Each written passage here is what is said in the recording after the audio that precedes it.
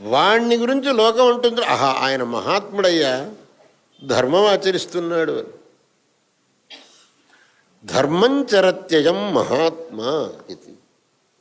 అందువల్ల ఆ ధర్మాచరణం అనేటటువంటిది మనకు సర్వథా ఆవశ్యకం తప్ప మిగిలిన లౌకిక సంపత్తంతా అది తర్వాత. ఆ సంపత్తంతా ధర్మాచరణ కోసం. దేనివల్లనైతే మనకు ధర్మాచరణానికి దోహదం అవుతుందో అది మనకు కావాలి. ఏదైతే మనకు ధర్మాచరణకు విరుద్ధంగా ఉంటుందో అది మనకు అక్కర్లేదు.